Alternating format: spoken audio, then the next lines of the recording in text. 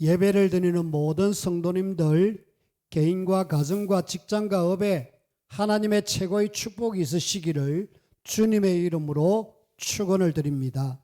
아멘. 주는 그리스도시요 살아계신 하나님의 아들이십니다. 아멘. 저와 여러분들은 성경 속의 이스라엘을 보면서 늘 뭔가 결론이 쫙 내려져 있어야 됩니다. 성경 속의 이스라엘 왜 망했을까? 또 그 중에 소수의 사람들은 어떻게 저렇게 쓰임받았을까? 거기에 대한 정확한 말씀에 대한 결론, 어떻게 보면 해석이 좀 잘 되어져야 되죠. 그래서 우리는 이스라엘을 보면서 많은 것을 깨달을 수가 있는데 안타깝게도 이스라엘 백성들은 계속 고난의 역사였습니다. 그리고 그 중에 소수는 고난 속에서도 응답받고 하나님의 축복을 누렸습니다. 어떤 사람은 고난받았고 어떤 사람은 축복 누렸고 똑같은 환경인데 그랬습니다. 그래서 도대체 이유가 뭐냐? 가장 큰 이유는 하나님께서 이스라엘에게 예수님이 그리스도 이 복음을 주셨어요. 그렇게 복음을 주셨는데 이 복음을 이스라엘 백성들은 거부한 거 있지요. 지금도 여전히 예수님이 메시아라고 인정하지 않습니다.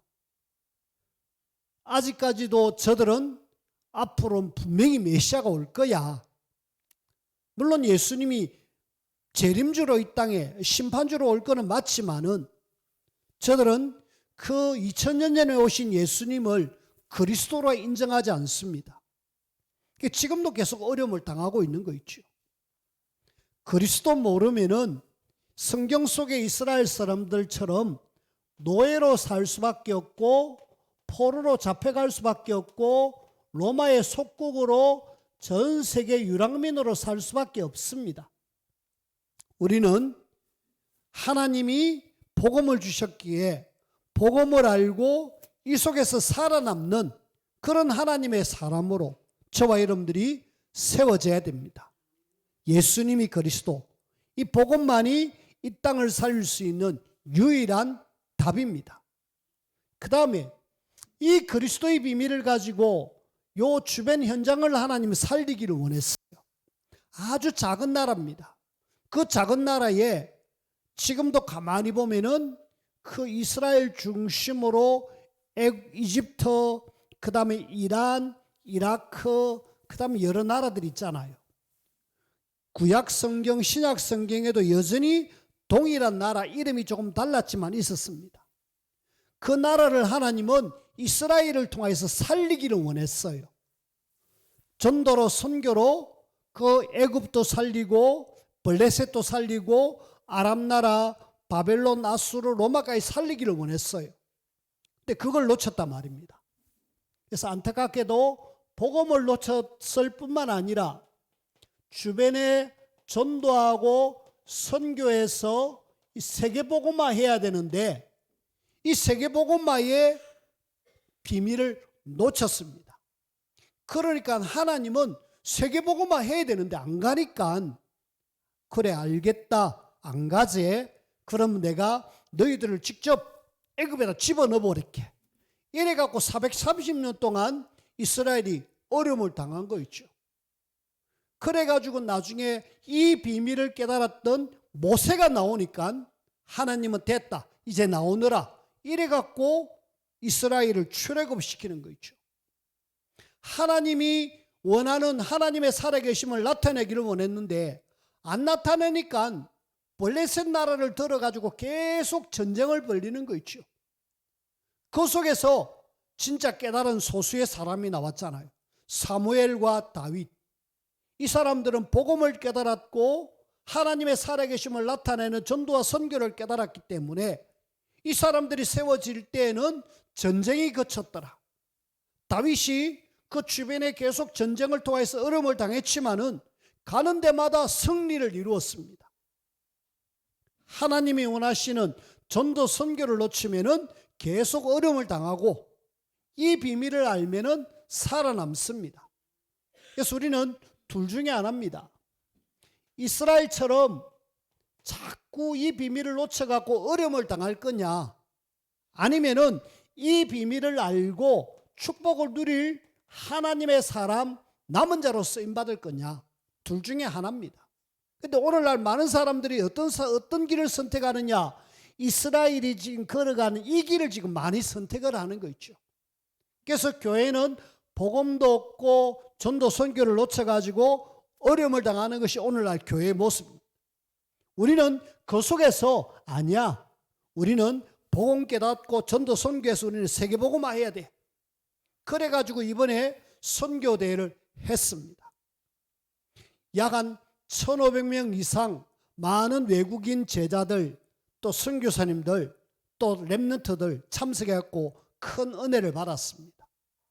하나님은 지금 우리 단체를 통하여서 이 복음을 계속 전 237 5천종족으로 들어갈 건데, 우리는 여기에다가 늘 방향을 맞춰야 돼요. 하나님이 원하시는 것은 여기인데 우리가 여기에 방향 안 맞췄다, 우리가 살아야 될 이유가 없잖아요. 저와 여러분들이 사는 이유는 복음으로 우리가 구원받았잖아요. 구원받은 우리는 이 땅에 사는 동안에 내가 해야 될 일은 하나밖에 없다.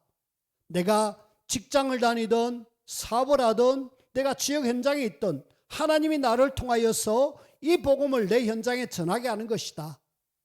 그렇게 살다가 나는 천국에 간다. 이것이 우리의 삶의 이유고 목표입니다. 그런데 이 단순한 걸 사단은 모르게 하는 거 있죠. 놓치게 만들어서 온통 우리의 삶의 방향을 육신적인 방향으로 이끌어가는 거 있죠. 거기에 속지 마시고 하나님이 원하시는 방향 속에 들어가서 우리는 하나님의 어마어마한 축복들을 누리는 저와 여러분들이 되어지기를 주님의 이름으로 축원을 드립니다. 그런 속에 저와 여러분들은 이 세계복음화를 위한 남은 자로 저와 여러분들이 두 가지 생명선을 늘 붙잡고 가야 되겠어요. 두 가지 생명의 선이 있는데 이걸 절대로 여러분들은 놓치지 마셔야 돼요. 특별히 육신적인 생명의 선이 뭐냐면은 호흡입니다. 호흡이 끊어지면 죽잖아요. 숨을 거두었다. 호흡. 이것이 우리가 아무것도 아닌 것 같지만은 우리의 뇌를 건강하게 하고 우리의 폐를 건강하게 하고 오장육부를 건강하게 합니다. 여러분들이 응급 119에 혹은 구급차에 이렇게 병원으로 실려갈 때 제일 먼저 구급대원들이 하는 행동이 이 사람으로 하여금 숨을 쉬겨주기 위해서 산소 마스크를 씌웁니다. 왜요? 숨이 끊어지면 안 되니까. 그래서 급하게 산소 호흡기를 끼고 이렇게 병원으로 가가지고 병원에서도 역시 하는 것이 뭐냐? 조금 힘들면은 산소 호흡기를 끼우죠. 왜? 숨이 끊어지면 죽는 거잖아요. 그래서 여러분들이 앞으로 가면 갈수록 여러분들의 뇌는 자꾸 세포가 줄어듭니다. 그리고 점점 머리가 자꾸 기억력이 안 나요. 어느 날 핸드폰을 열심히 찾았는데 없어요. 아무리 찾아봐도. 그런데 하도 안 돼가지고 전화를 띡띡띡띡 해보니까, 나무 전화기를 띡띡 해보니까 내 뒷주머니에서 삐릭삐릭 하는 거 있죠. 참 안타깝죠. 호주머니 뒤에 대놓고 핸드폰을 찾고 있는 우리의 모습, 저의 모습입니다. 자, 우리는 가면 갈수록 점점 우리의 뇌는 자꾸 세포가 없어지고 안 좋아집니다. 그래서 연세 드신 분들이 이 치매도 걸리고 문제가 오는 이유가 바로 그런 거거든요. 근데 건강한 사람들은 기억력도 아주 총기가 있게, 아니 저 나이에 저런 걸 다 기억하네 할 정도로 건강한 분들이 계시잖아요. 그분들 가만히 보면은 아주 호흡을, 아주 운동을 나름 열심히 합니다. 그래서 우리 여러분들이 좀 의미를 담고 그러면서 호흡을 하시길 바랍니다. 뭐 크게 뭐 할 거 없이 그냥 길게 내뱉고 길게 들으시고 그 두 가지만 해도 돼요. 중간에 뭐 멈춰야 된다, 이거는 젊은 사람 이야기고, 나이 드신 분들은 길게 내뱉고 길게 드러내시고 코로 들으시고 입으로 내쉬는 그런 호흡을 기도로 하면서 쭉 하면은 내 뇌는 건강할 수밖에 없습니다. 그 다음에 우리의 영적인 생명선은 뭐냐? 기도입니다. 저와 여러분들이 이 기도와 호흡이 끊어지면 사실은 죽은 거예요. 내 영이 기도가 안 되어졌다, 사실은 하나님과 관계가 끊어집니다. 그래가지고 뭐 세계복음화 힘듭니다. 그래서 우리는 조금 시간을 만들어 가지고 하나님을 바라보는 시간을 가지자. 그래서 삼집중을 계속 이야기하는데, 참 안타깝게도 많은 분들이 기도가 좀 안 되어지잖아요. 우리는 기도가 안 되어진다 포기하지 마시고, 하도 안 되면 기도문을 읽으시고, 하도 안 되면 주님이 가르친 기도문을 우리가 계속 하시고, 그러면서 하도 안 되면은 주는 그리스도시요 살아계신 하나님의 아들이십니다. 그렇게 계속 여러분 한다라면은 우리는 하나님이 원하시는 그런 전도자로 하나님 앞에 쓰임받을 수가 있습니다. 여러분들이 한 번의 인생 하나님 앞에 세계복음하다 가야 되잖아요. 그냥 이 땅에 그냥 살다가 구원받은 걸로 만족하고 갈 수도 있습니다만은, 하나님이 우리 보고 구원받은 걸로 만족하고 살다가 오라 이래 안 했습니다. 세계복음화 하다가 오너라. 근데 감사하게도 우리는 전 세계 안 나가도 돼요. 안 나가도 되는데 우리 현장 속에 와 있는 다민족들, 그런 분들 한 사람 한 사람 좀 신경 써서 도와주면 이 사람들이 자기 나라 가서 그 나라를 복음할 수 있는 중요한 사람들입니다. 여러분들이 오늘 이 자리에 참석한 우리 다민족들을 위해서 기도도 많이 해주시고, 이분들이 그리스도의 제자로 세워져 가지고 그 나라 복음하는 일에 쓰임받을 수 있도록 여러분들이 한다는 그 자체가 뭐다? 세계복음하다. 그래서 여러분들이 나의 삶은 그리스도의 비밀을 가지고 세계복음하는 일에 쓰임받아야 되겠다. 꼭 인도받고 쓰임받는 우리 모두가 되어지길 바랍니다.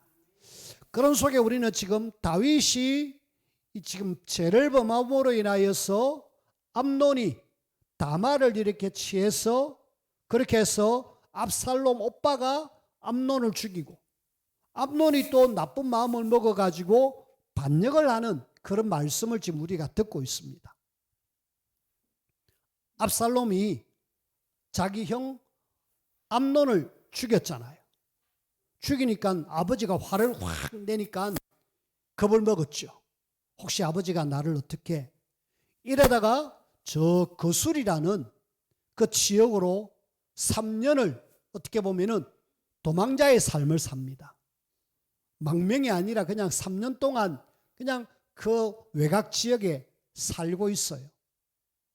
그렇게 도망자의 삶을 사는 동안에 다윗이 마음에 큰아들 죽었지, 압살롬 내가 그래도 억수로 사랑했는데 저 아들이 자기 형을 죽여가지고 저 해외 다른 데 가고 3년 동안 있지. 이러니까 다윗 입장에서는 아들이 참 그립거든요. 비록 저기 큰아들을 죽여서 도망갔지만은 그래도 아들 아닙니까? 그래서 마음에 이상하게 자꾸 압살롬이 생각나고, 그런 걸 누가 눈치챘느냐? 그 군대 장관 요압이라는 장관이 눈치를 챘어요. 요압이 작전을 짭니다. 더고아에 있는 여자 한 사람을 불러가지고 연극을 하게 해요.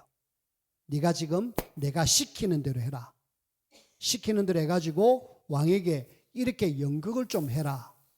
이래갖고 해가지고 연극이 어떻게 먹혀들었는지 이 다윗이 압살롬을 데리고 오라. 그래가지고 압살롬이 3년 만에 이렇게 예루살렘으로 돌아옵니다.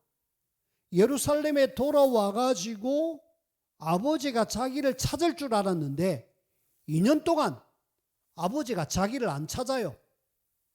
언제 한번 아버지 얼굴 보고 미안하다라고 하고 싶은데 이 지금 아버지가 안 찾아주니까 압살롬 입장에서는 답답한 거 있죠.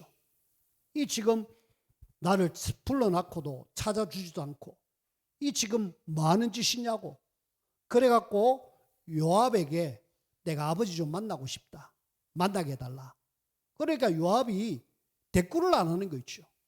다윗이 끔찍도 안 하는데 신하가 어떻게 감히 데리고는 왔지만은 왕에게 데려갈 자신이 없었던 거 있죠.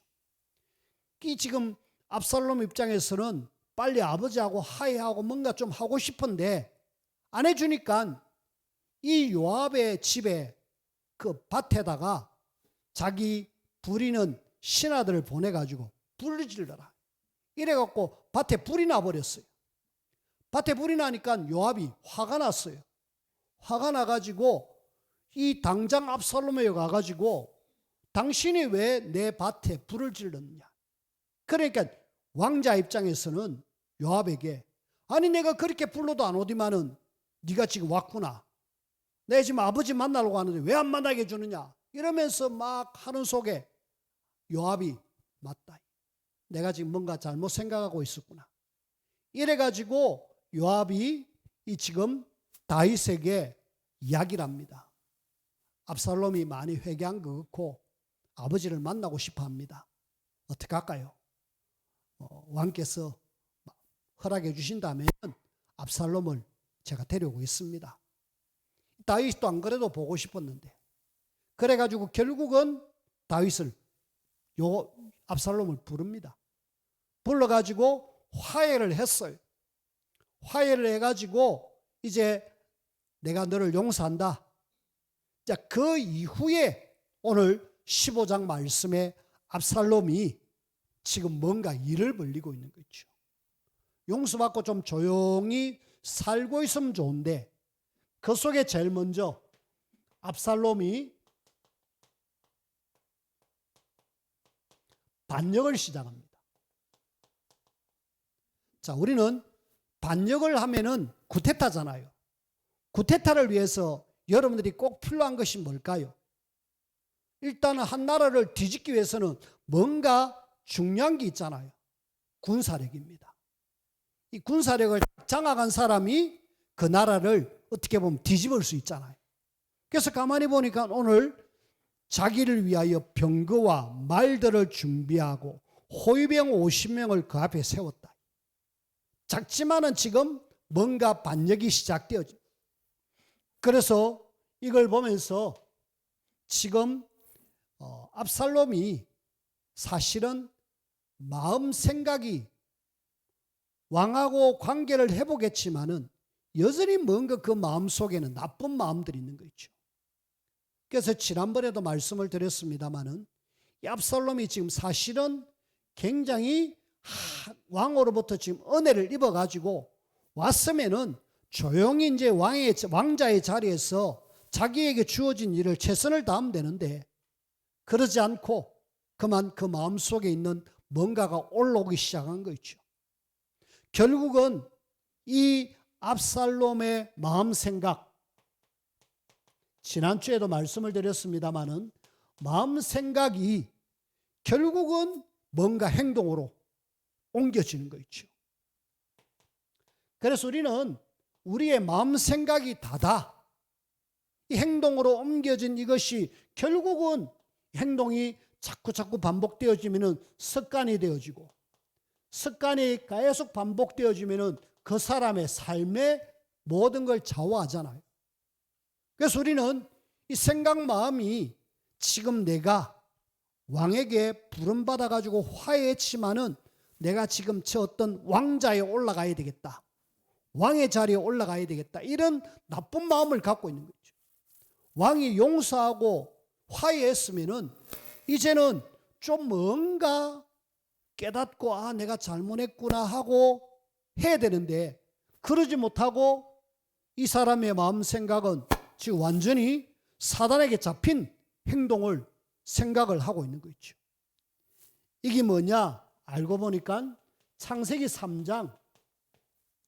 3장에 보니까 여기에도 이 지금 뱀이 지금 하와에게 나타나가지고 창세기 3장 1절에 보니까 지금 하나님이 참으로 너희에게 이 동산 모든 나무의 열매를 먹지 말라고 하더냐. 딱 일단 생각 속에 먹지 말라고 하더냐. 하나님은 먹어도 된다 그랬는데 생각 속에 불신앙을 집어넣어 버린 거 있죠.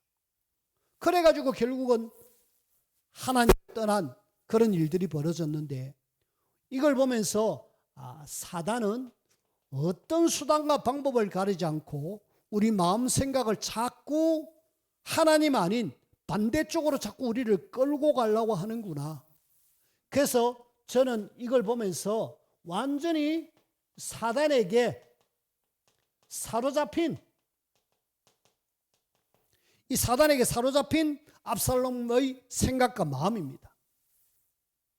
그래서 결국은 이 생각과 마음 속에 내가 일단은 나를 따르는 사람들, 어떻게 보면 군사력을 이제 모으기 시작합니다. 호위병 50명 있을 이유가 없잖아요. 호위병을 50명씩이나 거느리고 말과 병거를 거느렸다 이미 군대가 되어진 거예요. 그래가지고 뭘 한번 해보려고 그렇게 지금 반역을 시작합니다.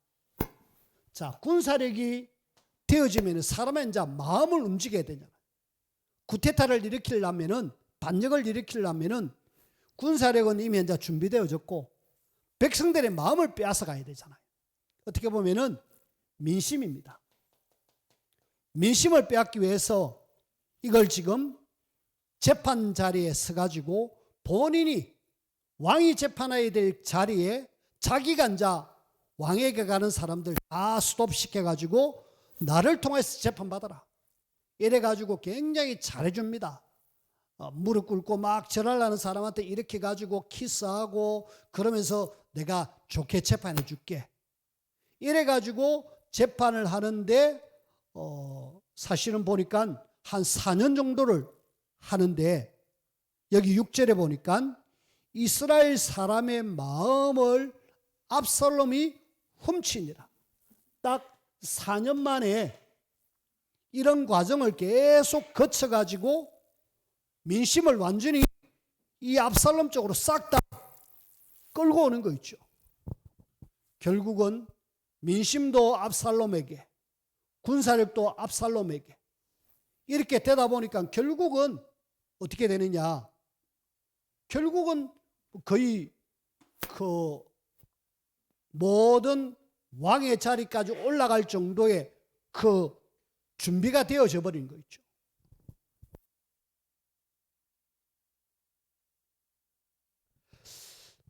그러면서 이 압살롬이 지금 다윗에게 또 거짓말을 합니다. 뭐라고 거짓말하냐? 내가 이제 여호와께 서원한 것이 있습니다. 그래서 헤브론이라는 곳에 가서 하나님께 내가 좀 경배도 하고 하나님 앞에 좀 기도도 하고 하나님 좀 바라봐야 되겠습니다. 그러니까 야, 다윗 입장에서는 네가 하나님 바라보겠다고? 좋은 생각했다. 오케이, 가라. 이라고 갔는데 여기서 자기가 왕위로 이제 군림을 하려고 아예 계획을 세웠어요.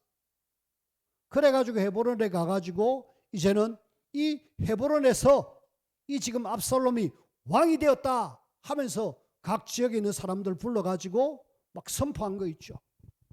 어떻게 보면은 왕의 자리에 올라갈 정도의 위치까지 되어버렸습니다. 왜요? 민심이 헤브론 압살롬에게, 군사력도 지금 압살롬에게 이렇게 가 있으니까 될 수밖에 없죠. 자, 헤브론에서 압살롬이 왕이 되었다 하는 소식들이 쫙 퍼졌습니다. 퍼지는 순간에 이제는 다윗이 지금 결정을 해야 되잖아요. 군사력도 압살롬에게, 민심도 압살롬에게 쫙 가 있는 이 속에서 다윗이 할 수 있는 방법이라고는 물론 뭐 자기 주변에 군사력도 좀 있습니다만은 그래 되면은 사실은 아버지와 아들과의 싸움이 벌어지잖아요. 그걸 일단 막았습니다. 이래가지고 도망가는 다윗입니다. 다윗이 일단 도망을 가요. 어떻게 보면은 굉장히 비참하게 실패한 왕의 모습으로 도망가는 거 있죠.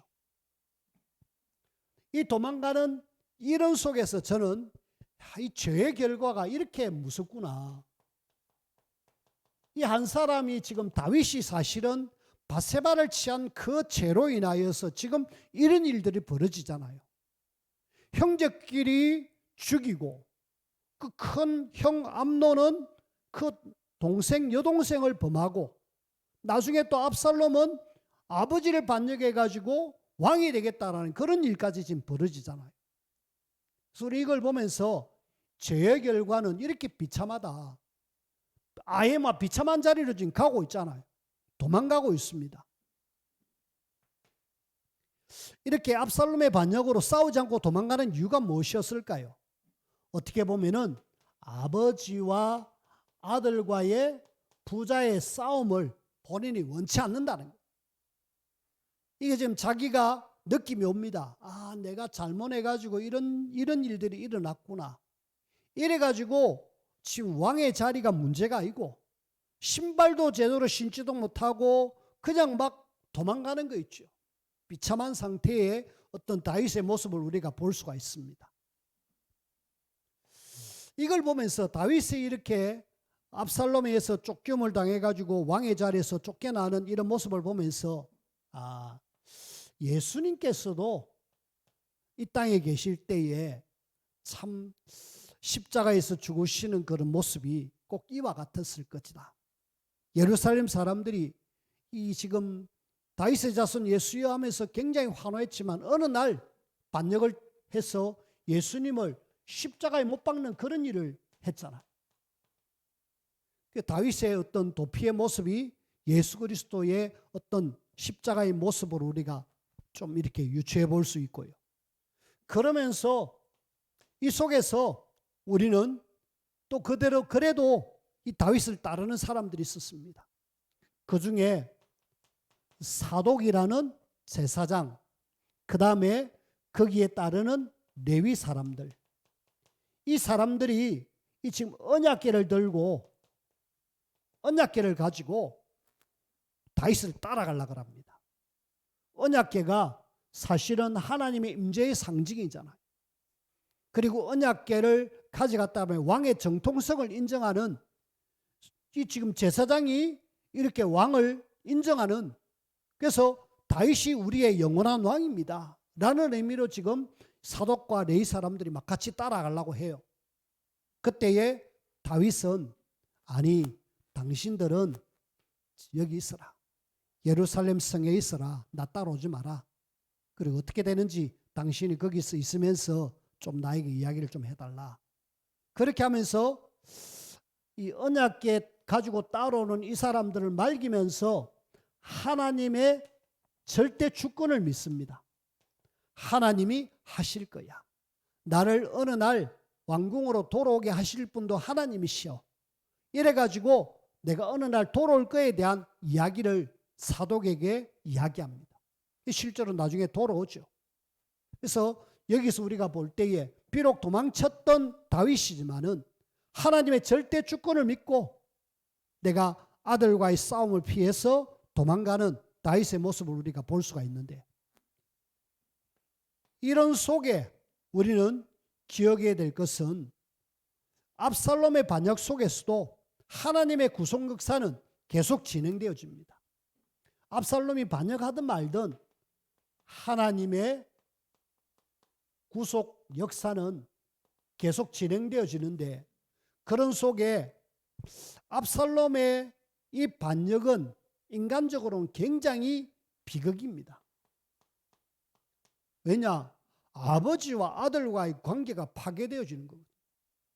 부자 간의 관계가 완전히 파괴가 되어지고, 그 다음에 나라는 나라대로 굉장히 지금 어떻게 보면 내분으로 인해서 어려움을 당하는 그런 비극입니다.